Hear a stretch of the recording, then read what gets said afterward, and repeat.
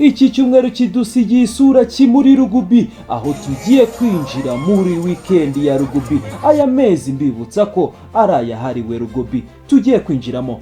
Duhereye hano iwacu, isubikwa rikomeje kuba kuri Federasiyo ya Rugby hano iwacu mu Rwanda, aho GMT yavanwe ku ya 14 ikajyanwa ku ya 21 z'ukwezi kwa gatandatu, nubwo bitaremezwa kuko ikibuga kimaze kuba ingorabahizi muri iyi federasiyo. Dukomereje i Rusizi, inkuru ibabaje nuko twabuze umuvandimwe witwa Uwamurengeye Clement wakiniraga Resilience y'i Rusizi. Imana imuhe iruhuko ridashira. Twerekeje muri Afrika, habaga imikino ya Rugby African Women's Cup 2025 kuri uyu wa gatatu. South Africa yatsindaga bigoranye Kenya Lioness amanota 19-12, naho Uganda nayo yagorwaga no gutsinda Madagascar amanota 28-20. Bivuze ko hagiye gukinwa imikino ya nyuma kuri iki cyumweru ku ya 15 z'ukwezi kwa gatandatu 2025 guhera isaa 7 z'amanywa, aho Kenya izacakirana na Uganda mu mukino w'ishiraniro, naho SA South Africa Springboks y'abagore igakubita itanzitse Madagascar kuko imikino yose imaze kuyitsinda uko ari 2 ishize, ubundi kitwarira igikombe. Uganda Cranes yafataga rutema ikirere kuri uyu wa gatatu yerekeza mu gihugu cya South Africa, aho igiye kwitegura nabo igikombe cya Afrika kizakinirwa iwabo muri Uganda muri uku kwezi kugiye kuza.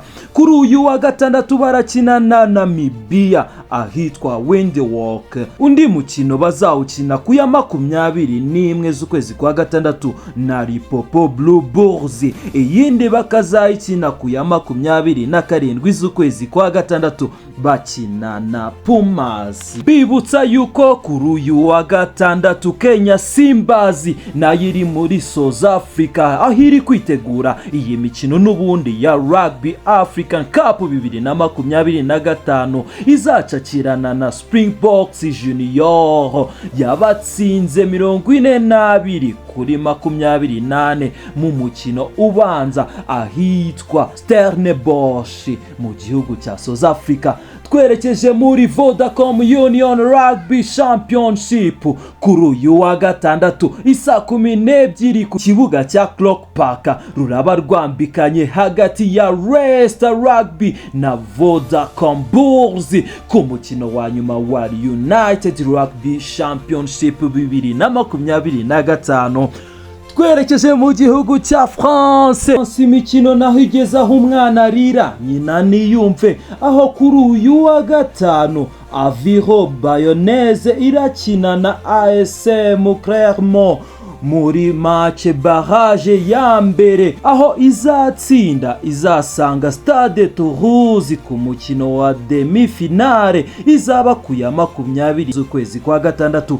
Naho match barrage ya kabiri RC Touro izacakirana na Castro, aho izasanga Union Bordeaux-Bègles muri demi-finale iri ku ya 21 z'ukwezi kwa gatandatu, mu gihe finale izaba ku ya 28 z'ukwezi kwa gatandatu. Ni nako kuri uyu wa gatandatu harakinwa match hagati y'iramanuka ndetse n'iraguma mu cyiciro cya mbere muri top 14 FC Grenade yo muri Pro D ishaka kuzamuka na USA Perpignan iri ku mwanya wa 13, ziraza kuba zesurana, iratsinda ikaguma muri top 14. Twerekeje muri Super Rugby Pacifica, naho biraba ari ibicika, aho kuri uyu wa gatanu biraza kuba byakomeye, aho dushaka utwara igikombe. Crusaders iraza gukina na Blues Rugby ku kibuga cya Christchurch, mu gihe kuri uyu wa gatandatu Chiefs iraza kubitana mu mitwe na Brumbies Waikato Stadium.